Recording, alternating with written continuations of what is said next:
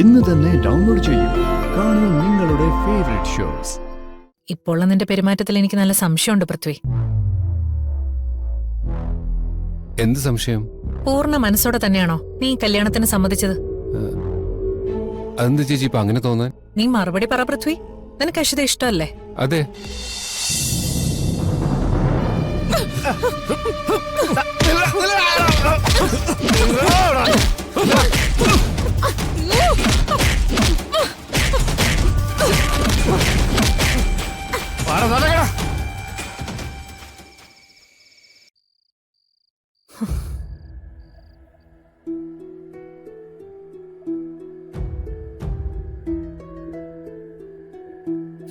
ചേച്ചി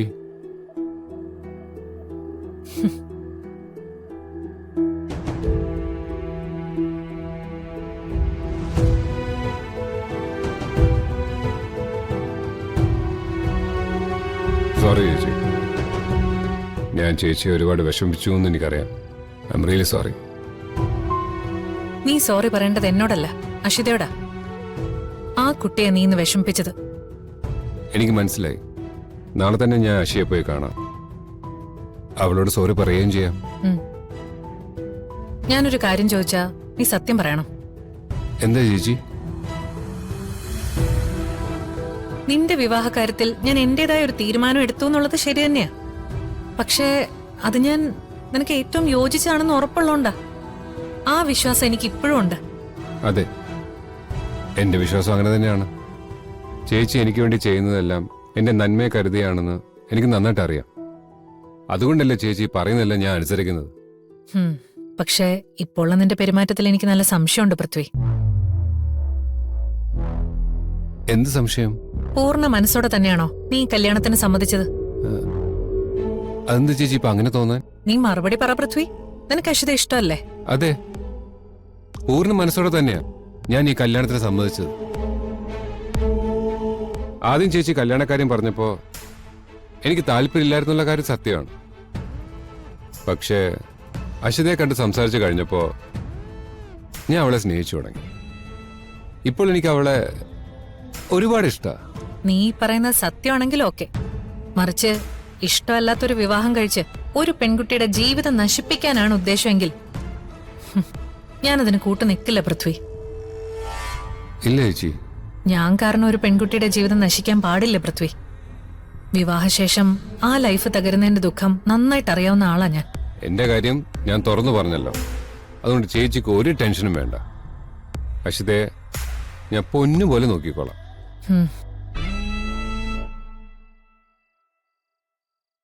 എങ്കിൽ നീ പോയി അശ്വിതയെ കാണണം. എന്നിട്ട് നേരിട്ട് അവളെ ആശ്വസിപ്പിക്കണം. ആ കുട്ടിക്ക് വല്ലാത്ത സങ്കടമായിട്ടുണ്ട്. ഞാൻ പോയി കാണാൻ ചേച്ചി. ഞാൻ സംസാരിച്ചാൽ അവളുടെ പിണക്കം മാറും. അതെനിക്ക് ഉറപ്പാ. അശ്വിതയ്ക്ക് എന്നെ മനസ്സിലാക്കാൻ പറ്റുമെന്ന് തന്നെയാണ് എന്റെ വിശ്വാസം. എന്റെ സങ്കടം ചേച്ചിയെ വിഷമിപ്പിച്ചു എന്നാ. എനിക്ക് നിന്നോട് ദേഷ്യം പിണക്കൊന്നും ഇല്ല പൃഥ്വി. നീയും അശ്വിതയും ഹാപ്പി ആയിട്ട് ജീവിക്കുന്ന കാണണം. അതാ എന്റെ ആഗ്രഹം. ഞാൻ പറഞ്ഞല്ലോ, ആ കാര്യത്തിൽ ചേച്ചിക്ക് ഒരു ടെൻഷനും വേണ്ട. ശരി, നീ ചെല്ല. ശരി ചേച്ചി.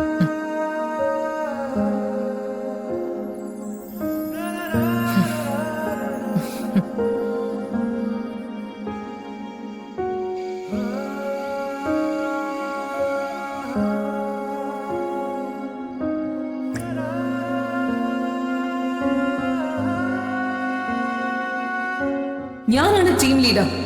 കിരൺ എന്നെ അനുസരിച്ചാൽ മാത്രം മതി. Durga, Kiran, call me boss.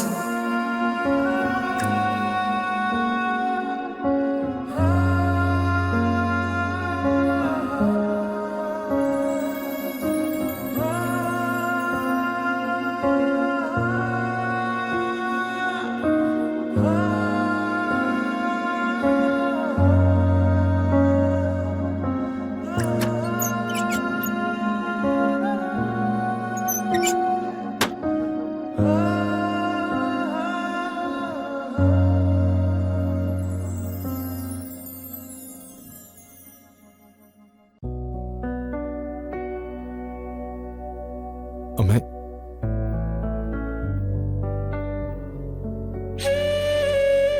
അമ്മ മരിച്ചതോടെ ഞാൻ അനാഥനായി. ദുർഗയെ കണ്ടുമുട്ടിയപ്പോ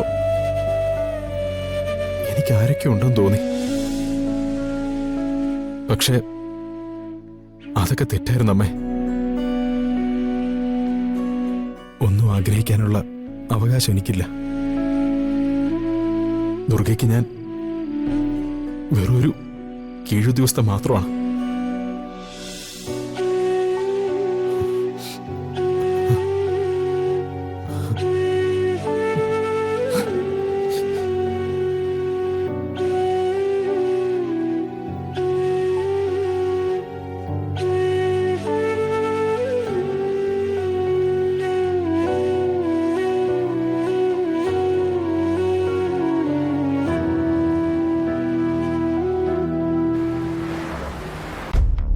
കൊണ്ടുവാ അവനെ.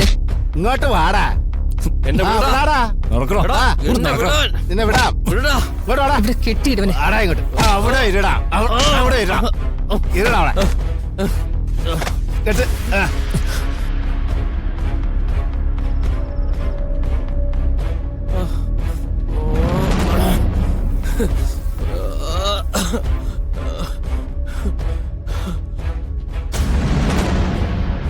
ഇന്ന് അയാളോടൊന്നും ചോദിക്കണ്ട, നാളെ സംസാരിക്കാം.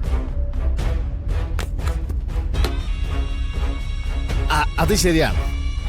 എന്താണ് സംഭവിക്കണമെന്ന് അറിയാതെ അവൻ കുറച്ച് ടെൻഷൻ ആവട്ടെ. അതെ, നമുക്ക് നോക്കാം.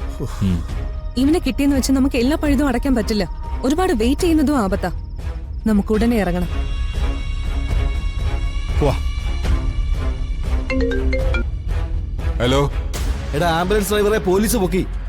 എത്രയും പെട്ടെന്ന് തന്നെ രക്ഷിച്ചേ പറ്റൂ. വാട്ട്? അപ്പോ അവരെങ്ങനെ അയാളെ കണ്ടുപിടിച്ചു? ദേ, അതൊന്നും എനിക്കറിയില്ല.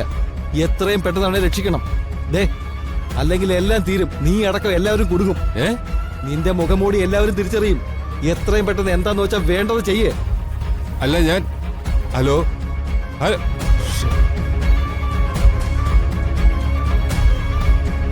ഹലോ.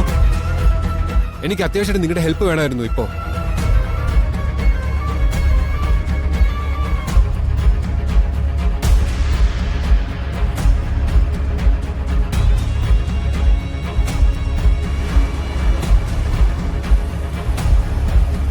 കിരണിനോട് മോള് പറഞ്ഞത് കുറച്ചു കൂടിപ്പോയി. എല്ലാരെയും മുന്നിൽ വെച്ച് അങ്ങനെ പറയണ്ടായിരുന്നു. മനഃപൂർവ്വം പറഞ്ഞതല്ല, അപ്പോഴത്തെ സിറ്റുവേഷനിൽ പറഞ്ഞു പോയതാ. അത് എനിക്ക് മനസ്സിലാവും. പക്ഷേ കിരണിന്റെ സ്ഥാനത്ത് നിന്ന് ചിന്തിക്കുമ്പോ അവനത് ബോധ്യപ്പെടണമെന്നില്ല. കിരൺ ദുർഗയെ എതിർത്തത് ഒരിക്കലും മറ്റൊരു കാര്യം കൊണ്ടല്ല. അതിന്റെ കാരണം ദുർഗയോടുള്ള സ്നേഹം മാത്രമാണ്. അതുപോലുള്ള അപകടം പിടിച്ച ഒരു സ്ഥലത്തേക്ക് ദുർഗയെ വിടാനുള്ള അയാളുടെ മടി. അതെനിക്കറിയാം കുട്ടേട്ട.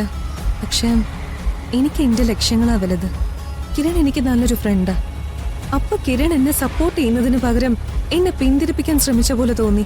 അപ്പോഴത്തെ ദേഷ്യത്തില് ഞാൻ എന്തോ പറഞ്ഞുപോയി.